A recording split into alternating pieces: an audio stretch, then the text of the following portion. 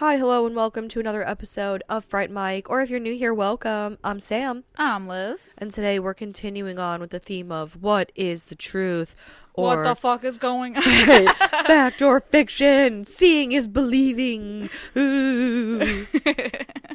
I never know what to go. We couldn't decide on a name, so we have many names. We have many names. The theme of many names, but one common problem is, what do you believe? And today, I don't even know, man. I know. I don't know anything anymore. I don't know anything. I don't believe in myself. I'm so lost. Yes. And I'm just meandering around this life. Because what else is there, really? Nothing. Yeah. No structure. The dark abyss. I do love the dark abyss. Today, we are talking about the dark abyss, I suppose, in The Exorcism of Emily Rose from 2005. Hell yeah. Based on a true story. Allegedly. Supposedly. Yeah. I feel like they all say that, no? Yeah. I mean, I know that this story is loosely based off of a girl. Yeah. But every movie that's just like based on true events, it's like there's two things that are based on true events and everything else is wildly just misinterpreted. Yeah. It's very loosely based, I'm sure. Yeah. I don't know, though. I didn't do my research. You know what's so funny about that is neither did I. Oh, you know what? Oh, yeah, no. Yeah. Oh, same here. So that's perfect. Same diff. Now, I had not seen this movie since I originally saw it. It's funny you say that because I, too, have not seen it since 2005, which I can't even believe. 20 years ago. I'm so tired, Sam. I'm so tired. I cannot believe it's been this long that this movie came out, that I've seen this movie. I remember seeing this movie, which I can't even usually say. I don't remember anything. I have the worst memory in the world. 2005? Yeah, I know. For me to remember this far back is a feat. I can't believe that I'm still just as young and youthful now as I was back in 2005. Like, I haven't aged a day. Better, ma'am. Yeah. It's like a fine wine. I'm telling you. Me at my ripe old age of 27. We've matured. Just kidding. I know. Man. I remember this was a classic case of, I remember the movie being scarier. I know. Mm-hmm. In a way, certain scenes were creepy, like going, even just revisiting this, but it definitely felt a lot scarier when I was like sitting in the second row and it was so loud and in my face, because Jennifer Carpenter acted her ass off in this movie, and I was exhausted when I left. She was exhausting to watch, and I mean that as a compliment. Like, stressful. The way that she acts, like when she's possessed, is insane. Yeah. The best part of this movie, hands down, is her. The contortion. The stress. The stress levels were high. The way she moves her body, the way she speaks. And she's got those, facial expressions. Yeah. Like her eyes. They're black. She made them look so, like, she's got eyes that are shaped almost like a cat's eyes, but then she can somehow make them look so wide and round. Like, I don't know what it is. And it's not just in this movie. It's like she just has such a unique look to her, Jennifer Carpenter does. That's her name, right? Yeah. Okay. I don't know why it sounded weird when I said it. I know. I knew it, but I had to look it up before we started recording just to make sure that I wasn't an idiot. And I want to call her Deborah Morgan. Oh, from Dexter. From Dexter? Yeah. I know. Oh, my God. And the crazy thing about this is that she was cast immediately at her audition because she freaked out the director, Scott Derrickson, so much that he was like, immediately, yes. Hired. You're hired. I peed myself. This woman. You're hired, yeah. Like, It's happening. It's crazy. It's crazy what she can do with her body. Yeah, she was so good. Oh my god. I remember being stressed after watching this movie. Mm-hmm. And I don't know, man. There's so many exorcism type movies, but this one I just remember being like really intense. And it is intense, but I think it had more of an effect when it was like, you know, on the big screen. Of course. I think too, horror in the early 2000s wasn't the greatest, if I may say so. Yeah. We had some hits. Mm-hmm. We had a lot of misses. Mm-hmm. And I think the scary parts of this movie heavily outweigh the non-scary parts, especially when you're 14. Yeah. Seeing this movie. That's it. Same thing with Stay Alive, the classic. My biggest example of I remember this movie being so much more terrifying is my brain took one or two pieces of this movie that were terrifying and amplified it so much that I forgot about everything else that wasn't scary, which is most of this movie because it's a trial. Yeah. This movie is a trial. So we only really get some flashbacks. Yeah. But it's the flashbacks that are like, holy shit. Absolutely. The flashback is the cover of the film and the poster. Yeah. There's a flashback of it. It's so well done. And as a young teen seeing this, I do remember thinking that it needed the parts that were scary, but there needed to be more. Mm-hmm. Like the trial, I was like, I don't care about this. I need the scares. Mm-hmm. As an adult, the trial was the most interesting part. Like, it's almost like the flashbacks, you needed them to kind of see what was going on, but at the same time they kind of took me out. Like, I would prefer to just hear the evidence or you know, like what's submitted in the case.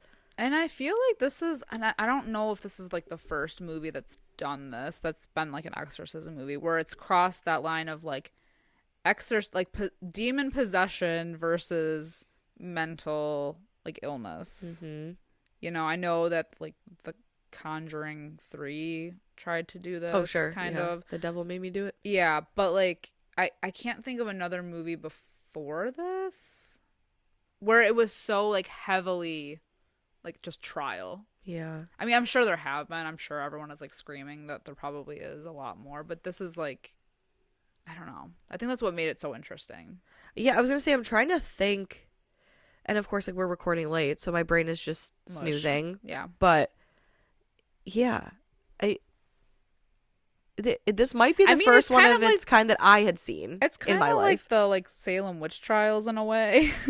Yeah, well, this is, I know we've talked about this several times on the show before, that horror based in like spiritualism and religion and stuff like this is some of the most terrifying because there's no way to prove that you're possessed. Right. And when people deem that you're crazy and you say I'm not crazy, it just makes you seem more crazy. Yeah. So it's like there's no winning. There's no way to win. You can't get someone to believe you, even if there's something wrong with, like, if you truly are possessed. How do you convince someone that you're possessed? Yeah, I think that's why the direction that this movie goes is interesting, because at first we're following. I mean, not at first. Like the whole time we're following Laura Linney, who is her name is Erin. She's a lawyer, and she's called to defend a priest who performed an exorcism on a woman who ended up dying a little bit after. And it was a failed exorcism, and it's like they're fighting against medical professionals who say that this could have been avoided if the priest had gotten her medical help. Mm-hmm. And the way that Erin is like kind of like an agnostic atheist type, and how she just kind of sees that, well, the only way to win this is to kind of believe in some things that this priest is telling her, and you know, but she's looking for proof. But she totally flips the trial like pretty early on, Because at first she's just going to be like, just say, like, I'm going to tell you what to say. I'm going to feed you lines. But the whole thing is that he wants to tell Emily's story, the girl who passed away. Mm-hmm. And she was 19. Yeah. That's so crazy. Mm-hmm. And it's kind of interesting that they don't really... There's no, like, real inciting incident. Or I guess, like, it's not like she was super religious. And then she, you know, like, I feel like they don't really give a lot of backstory as to why this happened to her specifically. No. But I think, well, they mentioned that she was, like, an easy target because she did have, like, stronger beliefs, like her family did. It wasn't, like, crazy, but they kept mentioning her or insinuating that she might be an easy target.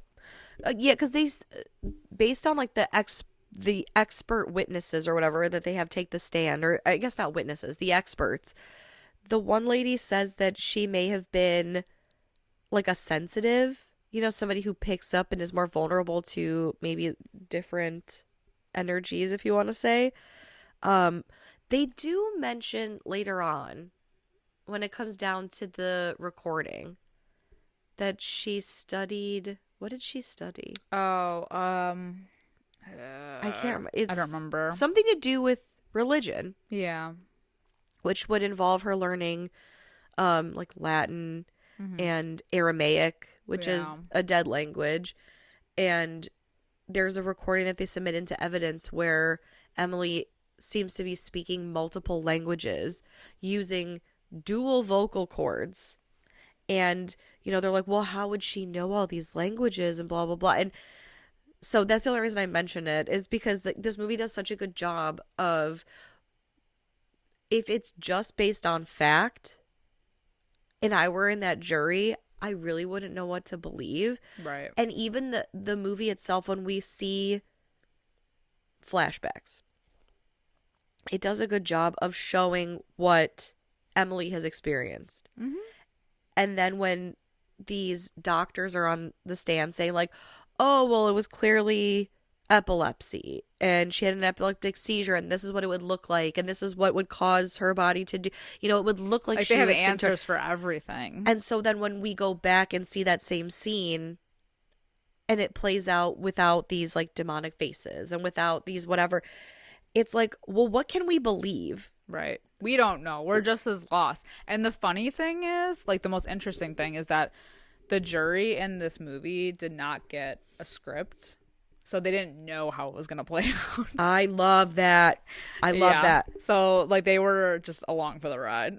Fucking awesome. What a good day to be an extra. Hell yeah. Enjoy the podcast, like what you hear, and you want to hear more? Well, you're in luck. We have a Patreon. That's right. If you don't know, we talk about new movies on our Patreon. We do monthly rewinds so that way you can find out what we are watching between our main episodes. Sometimes we craft spooky cocktails to match our theme of the month, and watch parties galore. So much fun over there. Head over to patreon.com/Fright Mic podcast to check that out. Again, if you want to hang out with us a little bit more, then support us over on patreon.com/Fright Mic podcast. And we'll love you forever. Okay, bye. And I mean, basically the whole movie is, you know, church versus state. Because it's like, okay, True. what, obviously, from the get-go, they say, well, her death was negligent homicide. Mm-hmm. And so that's why this priest is in trouble. And so they're fighting the whole movie about, you know, how could this have been avoided? They were negligent in her care. They should have got her more help. Whereas the priest and Aaron are fighting that the drugs didn't do anything for her. And that they're just pushing this whole epilepsy diagnosis without confirming for sure that's what it was. Because the one doctor even says, what did he call it? Like, psychosis, epilepsy. I don't know, it was something like, I wrote it down because she's like, oh, is that an actual thing? And he's like, well, not exactly. And she's like, oh. So you're just making shit up. Yeah. Oh, so now we're just living in Mother Goose fairy tale land and you're making up your own shit. Yeah. I see. Because but it's like she's exhibiting like seizure-like symptoms in a way, like the muscle contractions and like just the way she contorts her body is like, but like seeing things from her viewpoint, like whenever we go to any flashback, especially when she's still at school. Oh, like the scene with her boyfriend when the boyfriend's like staying with her and he wakes up in the middle of the night and she's like on the floor, like all contorted, like just staring at him. Horrifying. Ugh. Horrifying. I would have shit. I know I wasn't. I would have thrown a blanket over her. Yeah, I feel like so. It looks like we're done here. Looks like this slowly is over. Back out the door. Are you kidding me? Hell no. He is like the most loyal boyfriend. Are you kidding me? He sticks with her the whole time until the bitter end, man. Yes. He saw some shit. When he walked in on her in the church because she's in school, and they make this whole thing of how her first encounter with a demon was in a dorm, but she really felt like once they put her into a hospital was when the demons really took over. The demons overcame her in the hospital, and she sees like a demon in the sky or whatever. She starts seeing demons everywhere, so she runs into a church, and that's when her boyfriend finds her. And well, I guess they call him her friend. Yeah. Yeah. Okay. Whatever. Sure. But she turns to him and she's pointing at a cross. She's leaned back, very like Smooth Criminal style, you know? And she's like, "Don't touch me." And then she falls to the ground. And then she's like, "Help me." Yeah. Don't touch me, bitch. I won't stay. I'm not standing here. Yeah. But he done, does. Gone. That's what's crazy Stays with about her. it. Is that he stays with her. Find you a man that will stick by your side even when through the a demonic even possession. when the devil invades. Yes, exactly. Jesus. I know, but it's like it is crazy the demon faces everywhere. It kind of reminded me of The Haunting. Yeah. In the one scene, she's sitting in a classroom and she looks out the window. She hears something, and it's like the frost on the glass kind of looks like a demon face. I don't know why that reminded me of The Haunting so much. Oh yeah. I was like, Eleanor.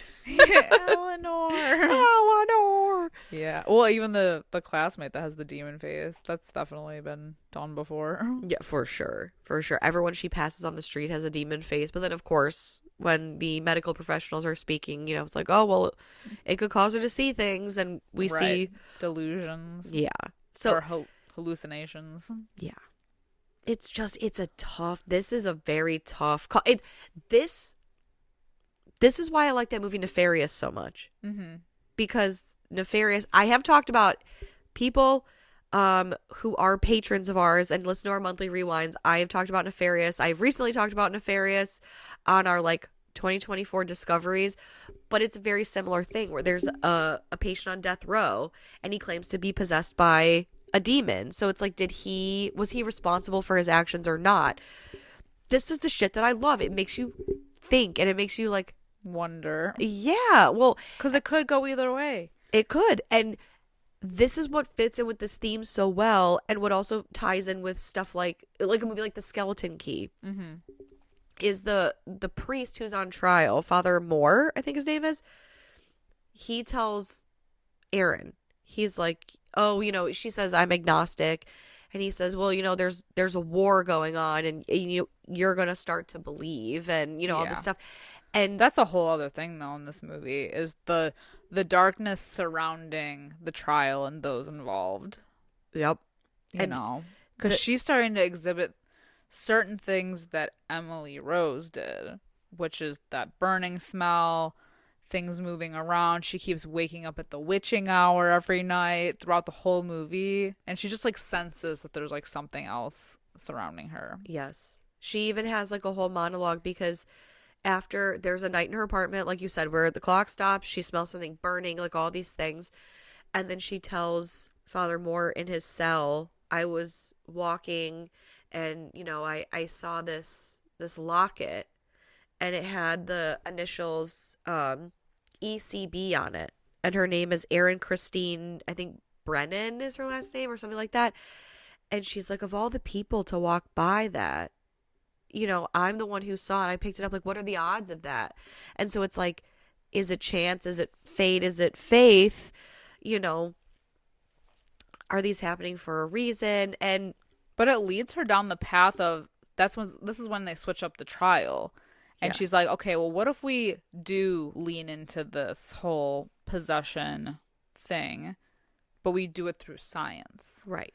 And they want someone who is knowledgeable in this area to come forward to help them, because they're like losing this trial. I mean, it's just like they go up there and they just sound ridiculous. And so they're trying to get like more people to be convinced of what they're trying to push. And it's interesting because, again, like relating this with like the skeleton key, which is why I like this theme, is both of these movies, you know, with her saying, I don't believe, but hey, let's say she was actually possessed.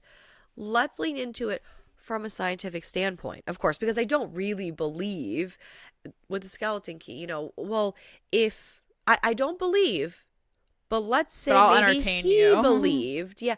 If he thought that he was afflicted, could he be unafflicted? You know? Yeah. So it's like, however you want to dance and skirt around the issue, the point is that you're still curious enough that you maybe are starting to believe. And that's what's so dangerous is once you believe, are you seeing things as they are, or are you interpreting them that way because you now have this in your mind? Right. You know, so once she starts seeing these things, it's like, okay. Are you really seeing them? Or she's invested.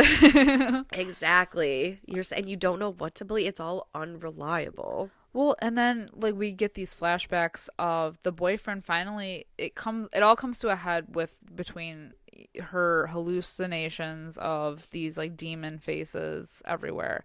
He takes her back home, and this is when shit like really ramps up, because it's like she's eating bugs, she's scratching at her walls. It's just it's so messed up. She's basically like confined to her room. And it's just disturbing. And this is when they kind of call in the priest for the first time, Father Moore. And he gets involved because they're like, we don't know what else to do. She's not eating. She's hurting herself. And we don't know what else to do. And she stops taking the medication.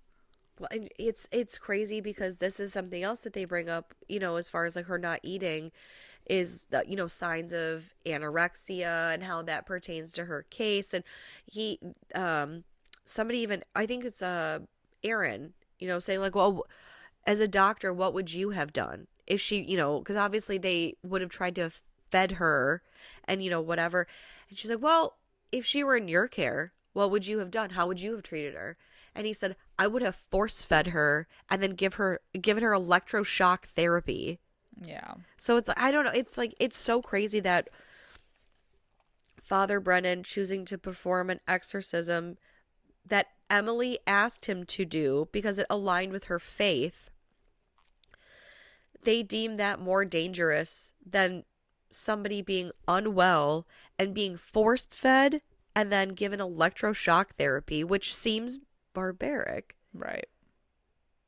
But yet, it's but they're pointing fingers at them, saying like, well, you were neglectful of her because you didn't give her this treatment. Right. Basically.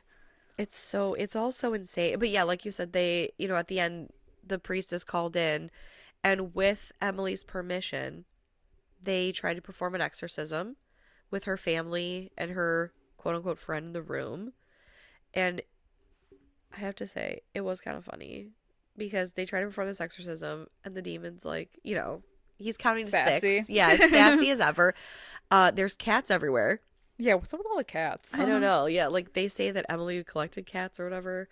But then she undoes her straps, jumps out the window, and I was like, all right. Yeets herself out the window and runs to the barn. And then in the barn, there's even more flying animal action because like the cats were flying around in the room. Then they go to a barn. A snake is flying from the ceiling. The horses are all pissed off. They go for a run. But we find out she's possessed by 6 demons, supposedly, allegedly. That's a lot. That's a lot to handle. Yeah, I can't even handle my own inner thought. Yeah, right. They fail miserably. He can't get the name of a demon, let alone all 6 demons. And he never gets permission from Emily again, I think because she becomes too unwell. Oh, yeah. She's got a lot going on. Yeah. But it's insane, though, that when they try to perform the exorcism, like when they try to help her in the barn, and it just gets out of control. Yeah. And it just, and they bring in the other doctor, that Dr. Adari, I believe. Oh, Dr. Cartwright. Oh no, you're talking about that spiritualist lady. Yeah, yes. she's the one who's like the expert of like the scientific study of possession.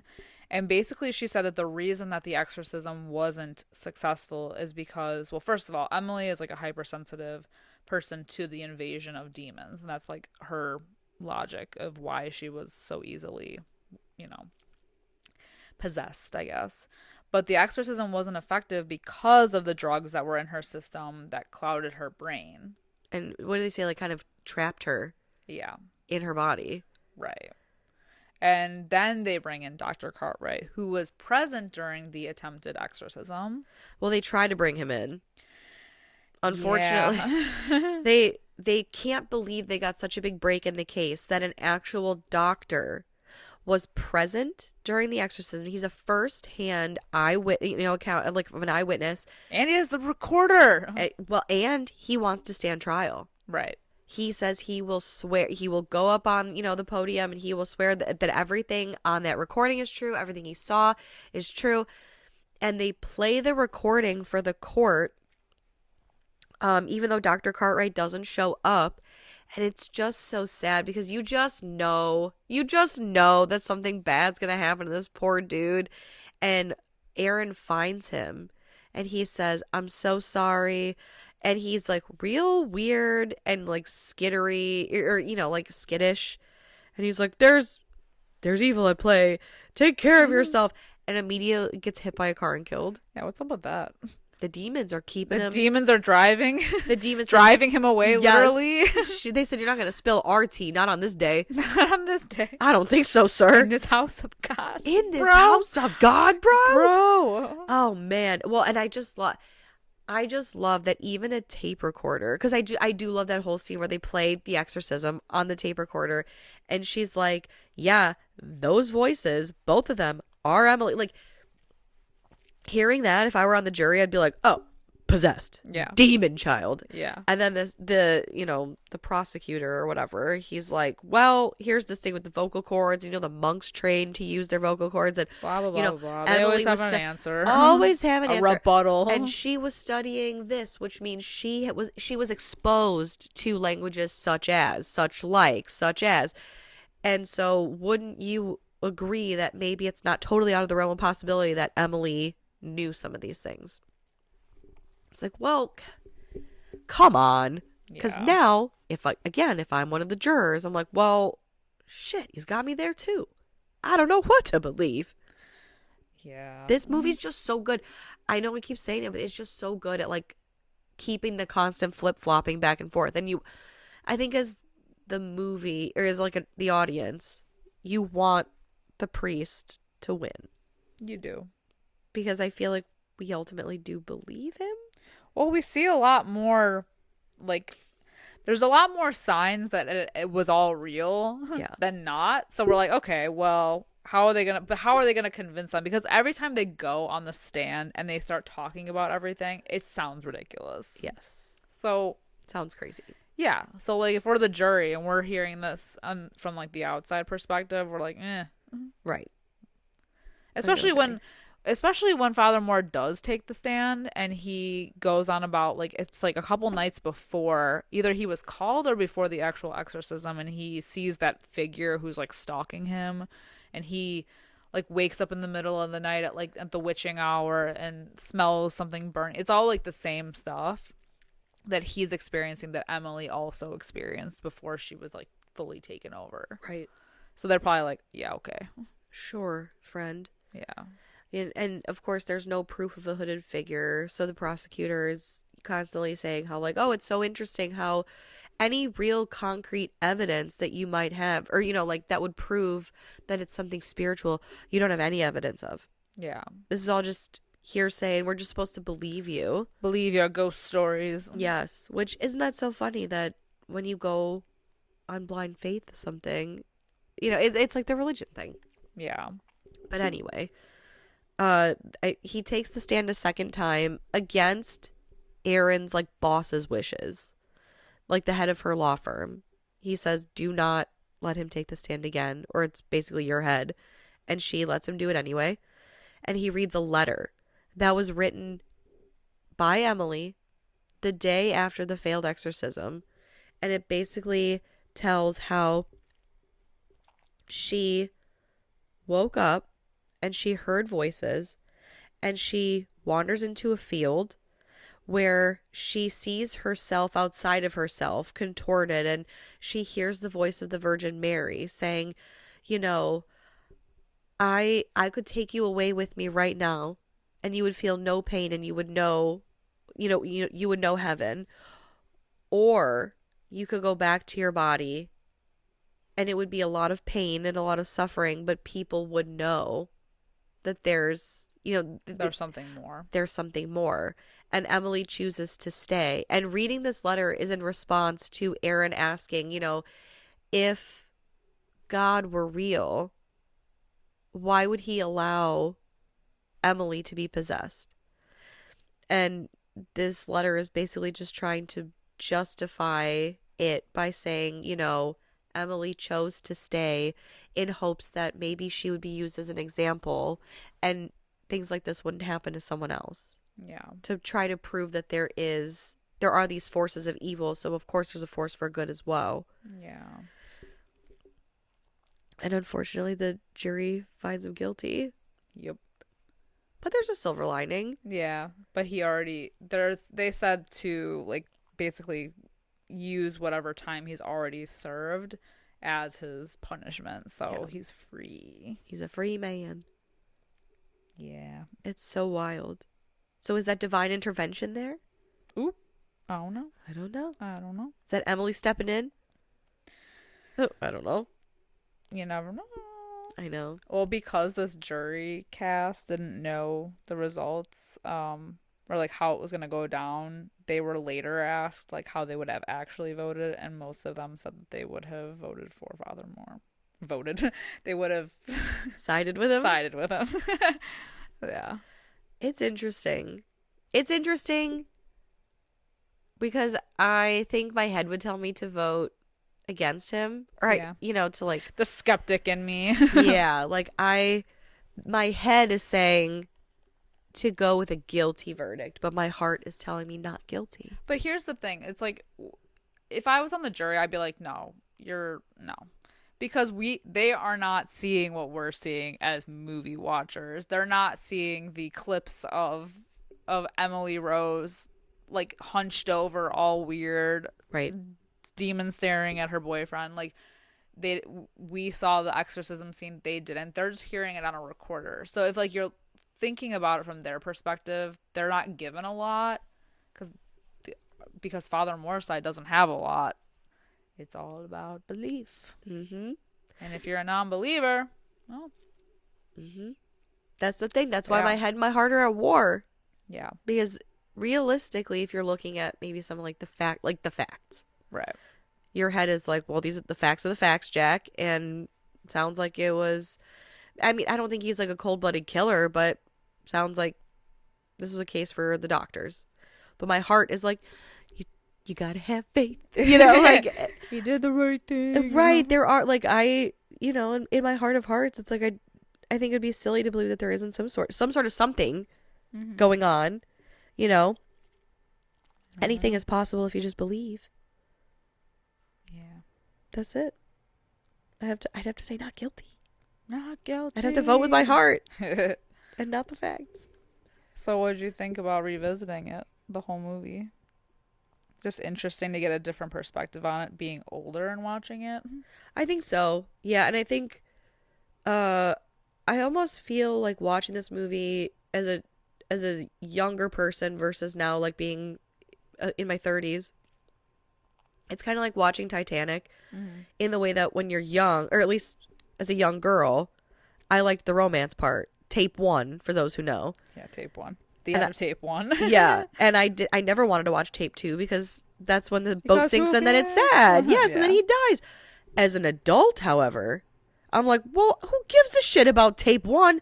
The action is on tape 2. Mm-hmm. I need that boat sank. I need people flying, hitting propellers. Like, it's just, I enjoy the movie as a whole. Yeah. I just enjoy the different parts of it. And the same thing with this movie. When I was younger, I was like, it needs more of the possession, the horror. It needs more of the visual, like the demons. But now I want the breakdown. Now I want the trial. Yeah. I love that shit of I think that's why it makes it so different, is because we always see these exorcism movies and we only get the exorcism scenes, or we get like creepy things surrounding it, where we get that in this too, but that's not even half of it. Most of this movie is this trial, and that's what's so interesting about it. Totally. It's the fight. And it throws like a wrench in things when you realize, like in the beginning of the movie, they talk about how Erin, she's this like really up and coming, like rising star of a lawyer because she got this guy acquitted of murder and, you know, whatever. And then halfway through the movie, when she's really struggling with this current case she's on, they see a news brief of the guy that she got acquitted who murdered 2 people. Yeah. So it's like, well, shit. Damn, yeah. Now she's down on her luck. Exactly. So it's like, you try to see the good in people and they're bad. Yeah. This guy's being accused of negligent homicide, but it's not like he did it on purpose. Yeah, he had like good intentions all along, and that's why she fought so hard for him. Yeah. It was never about being free for him. It was about getting the story, and that's what like touched her so much. I do think it's interesting though. Like again, watching this as an adult, it of course every movie has a viewpoint, right? So like this movie's viewpoint is obviously sympathetic towards the priest, and you want him to come out on top because we're seeing stuff as an audience that the jury's not seeing. But I'd hate to look over the fact that if I were in a jury and not seeing any of this stuff, would I feel the same way about him as I do about the people in that movie Godless? Yeah.